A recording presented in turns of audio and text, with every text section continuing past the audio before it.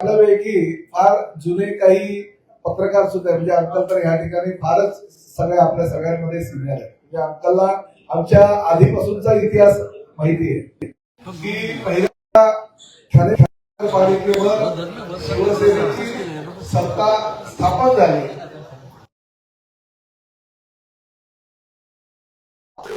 सभा होती आणि त्या सभेमध्ये एका व्यक्तीनं एका ठाणेकरानं धर्मवीर दिघे साहेबांना आणि बाळासाहेबांना एक विनंती केली की ठाण्यामध्ये एक चांगलं नाट्यगृहाची आवश्यकता आहे आणि तात्कालीन नगराध्यक्ष सतीश प्रधान यांना ताबडतोब बाळासाहेबांनी सूचना केली की कुठल्याही परिस्थितीमध्ये नाट्यगृह हे ठाण्यामध्ये झालं पाहिजे. आणि त्यानंतर एक नाट्यगृह झालं.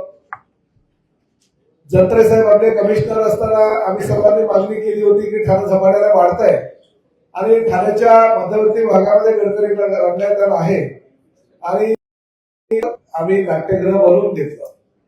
त्यावेळेची लोकसंख्या आणि आताच्या लोकसंख्येमध्ये फरक पडला आणि ठाणं एवढं झपाट्याने वाढत चाललंय की घोडबंदर रोडला आता नवीन ठाणं निर्माण झालंय.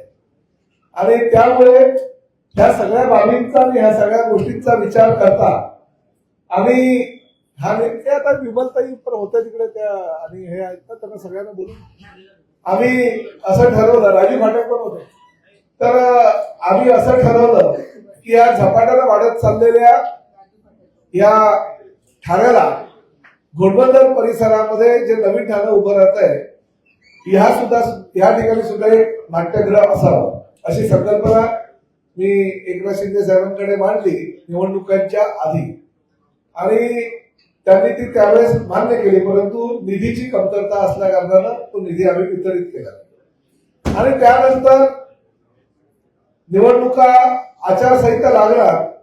ज्या दिवशी आचारसंहिता लागली त्याच दिवशी कोवळा पाचोळा विधानसभा मतदारसंघातील काही प्रकल्पांचं आम्ही भूमिपूजनचं काही लोकार्पण ठेवलं होतं आणि त्याच दिवशी एक भूमिपूजन जे काही आमचे 8 कार्यक्रम होते त्यामध्ये एक भूमिपूजन झालं. त्या भूमिपूजनामध्ये वाघबीळ येथे हिरानंदनी डेव्हलपर्सच्या सुविधा भूखंडावर म्हणजे 7,300 मीटरच्या सुविधा भूखंडावर नाट्यगृह आणि तेही नाट्यगृह आप्पासाहेब धर्माधिकारी यांच्या नावानं करण्याचा निर्णय झाला.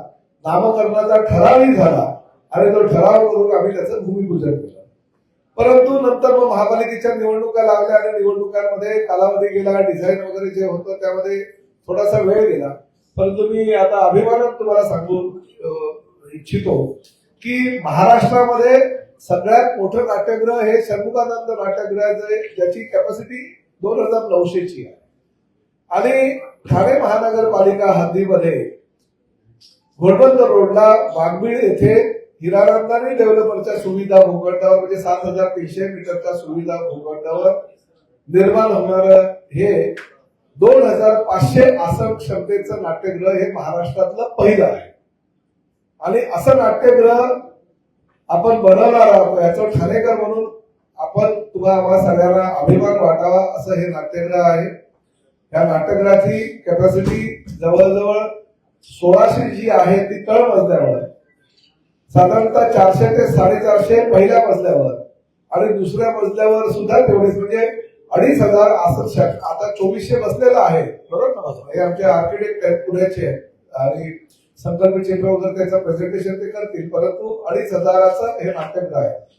बरं, हे नाट्यगृह बसवलं असताना जी जागा आहे त्या जागेच्या फक्त 60% जागेवर बसवलं 60% आणि उर्वरित जी 40% जागा आहे त्या जागेमध्ये आम्ही अतिशय प्लाझा टाईप बनवलेलं आहे. म्हणजे त्या ठिकाणी फक्त नाट्यगृहामध्ये येणारेच लोक नाही तर त्या मोकळी जी जागा आहे त्या ठिकाणी लँडस्केपिंग वगैरे केल्या कारणानं जवळजवळ 2,000 मीटरची जागा ही 2,000 पेक्षा जास्त मीटरची जागा ही ती प्लाझासाठी मिळणार आणि अतिशय सुंदरसं गार्डन त्या ठिकाणी होणार आहे. त्या गार्डनमध्ये रेग्युलर ते गार्डन असेल, त्या गार्डनमध्ये अतिशय चांगल्या सुविधा सगळ्या लहान मुलांना, ज्येष्ठ नागरिकांना किंवा तरुणांना सुद्धा त्या ठिकाणी उपलब्ध करून देण्यात येणार आहे. त्यामुळे घोडबंदर रोड वाढत चाललेले आहे. आता या ठिकाणी जे नाट्यासाठी येतील जवळ 2,500 आसन क्षमता आहे. ही गाड्या सुद्धा फार मोठ्या प्रमाणात येतील. त्यामुळे ह्या सगळ्या गाड्या पार्किंग करण्यासाठी आम्ही जवळजवळ 650 गाड्यांची पार्किंग व्यवस्था सुद्धा केलेली आहे. 2 बेसमेंट प्लस एक तळमजला अशी 3 मजल्याची पार्किंग व्यवस्था आम्ही केलेली आहे, ज्या ठिकाणी जवळजवळ आता 200 प्लस 450 म्हणजे 650 गाड्या आणि जवळजवळ 300-400 तर टू व्हीलर सुद्धा राहू शकतील अशा प्रकारची ती आसन क्षमता आहे. आसन व्यवस्था आम्ही केलेली आहे.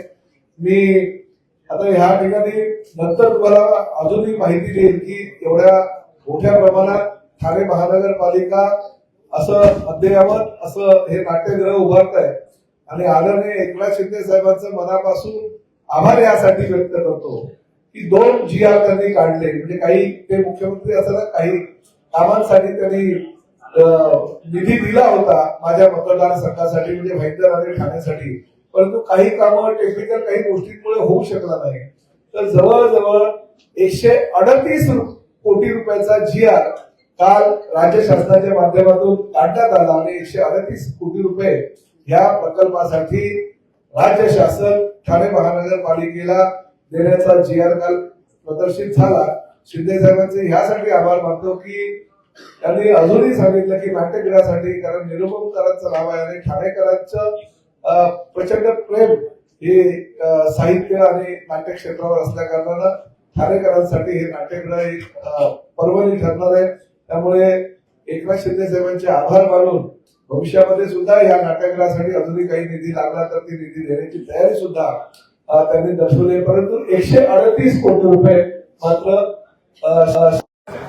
संजय किती 137 की 38 138 कोटी रुपयाचा निधी हा कालच राज्य शासनाच्या माध्यमातून GR आलेला, म्हणजे 2 GR आले. एक पहिला GR किती कोटीचा होता?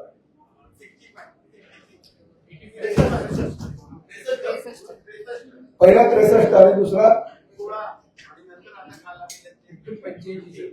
पहिला 85चा होता आणि हा आता 53. 2 GR काढले, एक 85 कोटीचा आणि 53 कोटीचा. त्यामुळे या GR झालेले असल्या कारणानं आता निविदा प्रक्रिया सुरू होईल आणि लवकरच या नाट्यगृहाचं काम पूर्ण होईल आणि हे नाट्यगृहाचं काम साधारणतः 3 वर्षामध्ये पूर्ण करणार आहे. मी वाघमारे साहेबांना विनंती करेन की त्यांनी ह्या ठिकाणचं नाट्यगृहाचं जे प्रेझेंटेशन आहे ते करावं. जरा लाईट बंद करा रे, म्हणजे ते दिसेल. अरे महत्वाची एक गोष्ट मी सांगायला विसरलो की ह्या नाट्यगृहामध्ये आता आपल्याला कल्पना आहे की शेवटी नाट्यगृह वगैरे हे पैसे कमवण्याचं काही साधन नसतं. म्हणजे आपल्या ठाण्यामध्ये नाट्यगृह असू द्या, दोन्ही नाट्यगृह किंवा छत्रपती शिवाजी महाराज रुग्णालय असू द्या किंवा दादोजी कोंडदेव स्टेडियम असू द्या, ही लोकांना सुविधा आणि सेवा देण्यासाठी आपण त्याचा वापर करतो. परंतु मेंटेनन्स मध्ये लाखो करोडो रुपये जातात आणि नंतर मग आपणच म्हणतो की हा पांढरा हाती झालेला आहे असं. त्यामुळे आम्ही हा विचार केलाय की नाट्यगृह मेंटेन व्यवस्थित व्हावं आणि मेंटेन होत असताना त्या नाट्यगृहाच्या माध्यमातून काहीतरी आपल्याला उत्पन्न सुद्धा महापालिकेला मिळावं म्हणून 2 बँकवेट केले आहेत. सगळं मार्गदर्शन. Thank you sir. लाईट बंद करा.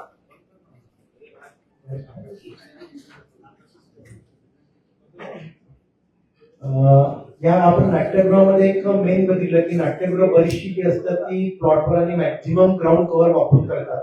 पण सरांची सूचना आणि सरांनी बऱ्याच गाड्या असतील त्यामुळे आम्ही इथं मॅक्झिमम ग्राउंड कव्हरेज ओपन ठेवायचा प्रयत्न केला आणि 40% ही स्पेस जी आहे ती आपण प्लाझावर डेव्हलप करतोय आणि 40% प्लाझाच्या नंतर नाट्यगृह आणि कन्व्हेन्शन कम बँकवेट डिझाईन केलेलं आहे. तर साधारणतः 1500 ते 2000 लोक बाहेर प्लाझामध्ये येऊन उभे राहू शकतात. आणि सगळ्यात महत्त्वाचं ठाण्यामध्ये रिक्षा वगैरे आणि कार असल्यामुळे आपण रिक्षा आणि कारला वेगळं ड्रॉपअप देऊन बाकीचं सगळं पार्किंग लोअर ग्राउंड आणि बेसमेंटला केलेलं आहे.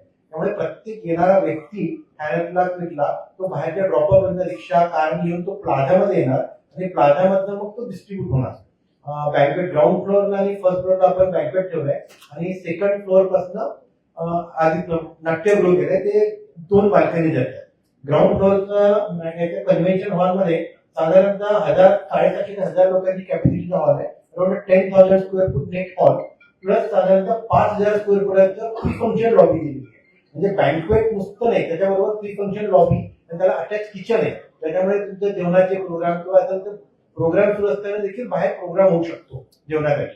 त्यामुळे दोन्ही हॉलला आणि ग्राउंड फ्लोअरला एक हॉल आणि ऑडिटोरियमला जाण्याकरता सेपरेट लिफ्ट लॉबी केली आहे. त्या 6 लिफ्ट टाकलेल्या आहेत. प्रत्येक लिफ्टची वेळ 30 लोकांची आहे. म्हणजे ऍट ए टाइम 200 ते 250 लोक वरती लिफ्टने जाऊ शकतील डायरेक्ट ऑडिटोरियमला. आणि बँक्वेट हॉलला ग्राउंड फ्लोअर आणि फर्स्ट फ्लोअर ते बँक्वेट हॉल करता आपण एस्केलेटरची प्रोव्हिजन केलेली आहे. त्याच्यामुळे वेटिंग पिरियड जो लागतो वरच्या लेवलला तर तो अतिशय कमी असेल. कंटिन्यू एस्केलेटर लोक जाऊ शकतील. प्लस बँक्वेट करता 2 लिफ्ट ऍडिशनल टाकलेले आहेत. त्यामुळे टोटल जर का व्हर्टिकल ट्रान्सपोर्टेशन केलं तर मॅनेजमेंटच्या दृष्टीने आपल्याला आता 200-2,500 लोकांची नाट्यगृह 15 ते 20 मिनिटात लोक आपली वरती जाऊ शकतात. त्याप्रमाणे सगळं प्लॅनिंग केलेलं आहे. लोअर ग्राउंडला आपण ड्रॉपअप कारला देखील आपण प्रॉपर ड्रॉपअप केलं. म्हणजे कुठे गेलो की आपण नुसतं पार्किंग नाही. म्हणजे तुम्ही कारने आला, फॅमिली जर का आली तर फॅमिली कारने येताना ते ड्रॉपअप मध्ये फॅमिली उतरणार आणि घरातला माणूस जो असतो तो गाडी पार्किंग लॉटला नेला. तर आपण लोअर ग्राउंडला प्रॉपर ड्रॉपअप केले. ड्रॉपअप मधनं वरती लिफ्ट लॉबी आहे आणि ग्राउंड फ्लोअरला प्लाझा झाली की लोक मग डिस्ट्रीब्युट आणि 2 लेवलचं बेसमेंट आहे. आता सांगता 650 कारचं आपण टोटल पार्किंग प्रोव्हाइड केलेली आहे आणि 250 ते 300 टू व्हीलर्स बसतात. आणि फर्स्ट फ्लोअरला ऑडिटोरियम फार मोठं आहे आणि ग्रीन रूम्स म्हणजे नॉर्मली जर कधी ऑडिटोरियमला एका लेवलला ग्रीन रूम आणि आर्टिस्टच्या रूम्स असतात. तिथे आपण 2 लेवलला आर्टिस्टच्या रूम दिलेल्या आहेत. 6 ते 8 रूम दिल्या. नॉर्मली 4 किंवा 5 असतात. प्लस वर्कशॉप दिलेले आहे. म्हणजे नाट्यगृहामध्ये मोठ्या लेवलचे वर्कशॉप दिले.